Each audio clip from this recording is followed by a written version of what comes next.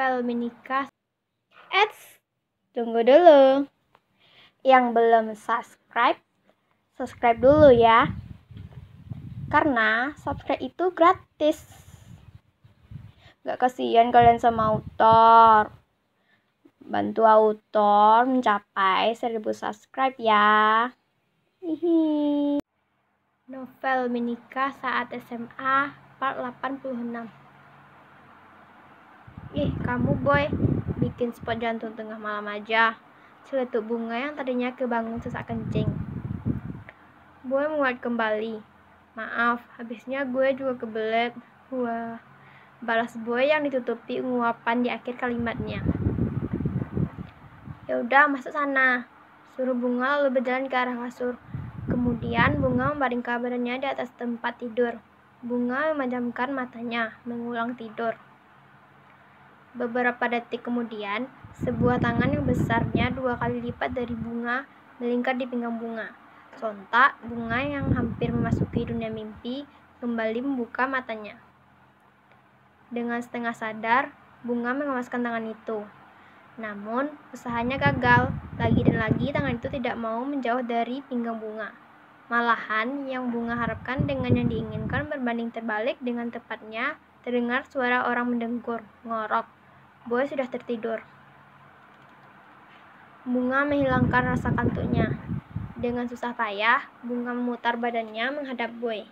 Ia membutuhkan waktu sekitar 3 menit untuk melakukan hal sepele itu. Hingga akhirnya bunga tidur berhadapan dengan Boy. Bunga menatap wajah Boy dekat-dekat, hingga bercak-bercak di wajah Boy terlihat dengan jelas.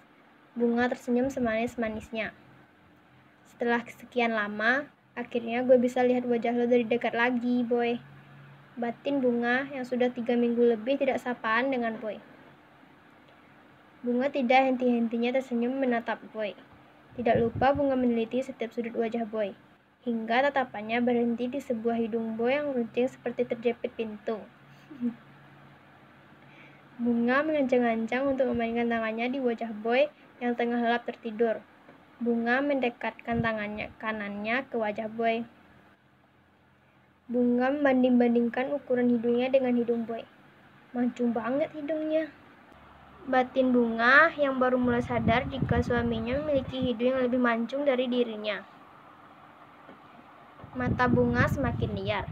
Kini tatapannya beralih ke bagian wajah yang berada di bawah hidung, bibir. Dengan ragu, bunga megang bibir mungil dan merah muda milik Boy. Namun sebuah tangan mencegahnya. Udah malam, tidur. Skip. Gimana? Tanya Boy saat bunga keluar dari kamar mandi. Hah? Kejadian semalam? Apanya?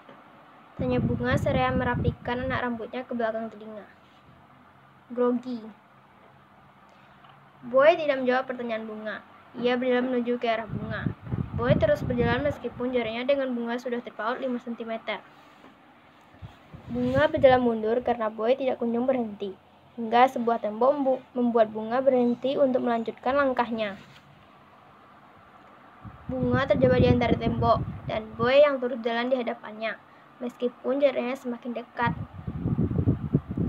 Hanya itu yang mampu bunga lakukan di kondisinya saat ini. Bunga tidak peduli akan apa yang Boy lakukan setelahnya. Bahkan kini bunga merasakan hembusan napas yang mulai tidak teratur berada dekat di hadapannya. Jangan bilang, Boy, astagfirullah, gue gak boleh mikir macam-macam, batin bunga. Jangan lupa siapin sarapan. Skip. Semua siswa diharapkan untuk berkumpul di aula sekarang juga. Perintah Bu ini guru kesiswaan.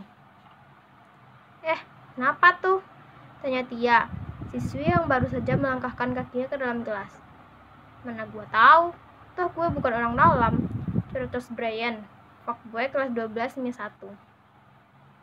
Katanya bentar lagi mau ujar Iqbal, ketua kelas. Hah? Iya. Yoi, jawab Boy lalu menggenggam tangan bunga yang mengajaknya berjalan menuju aula.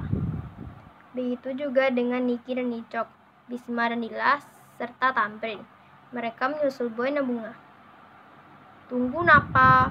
Teriak Adam dari tadi sibuk mendengar celoteh anak sekelas. Skip.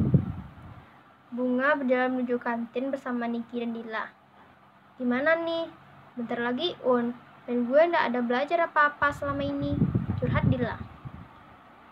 Sibuk pacaran mulu tuh iya, cetuk Niki. Cayalah kayak situ nggak aja. Putus saja biar nggak berantem. Ketus Bunga dan berjalan terlebih dahulu menyusul para cowok yang sudah duduk di kursi kantin. Nah, putus. Suruh Niki pada Dila. Ih, ogah. Boy, sapa Bunga sambil memberi senyuman dan duduk di sebelah Boy. Boy membalas senyuman Bunga. Kamu pesan apa? Tanya Boy langsung. Kamu? Iya kamu. Tenang, kalian tidak salah baca kok. Setelah kejadian beberapa bulan yang lalu berakhir, yang ono si Cindy, Boy memutuskan untuk mengganti kata panggilannya menjadi aku kamu. Flashback on. Bahkan kini Bunga merasakan hembusan nafas yang mulai tak teratur berada dekat di hadapannya. Jangan bilang Boy mah. Astagfirullah, gue gak boleh mikir macam-macam, batin Bunga. Jangan lupa siapin sarapan. Hah? Bunga mengeluarkan semua napas yang ia tahan tadi. Boy tertawa. Kamu lucu. Kak, kamu? Tanya Bunga tidak percaya. Boy berdehem. Kenapa? Ada yang salah ya?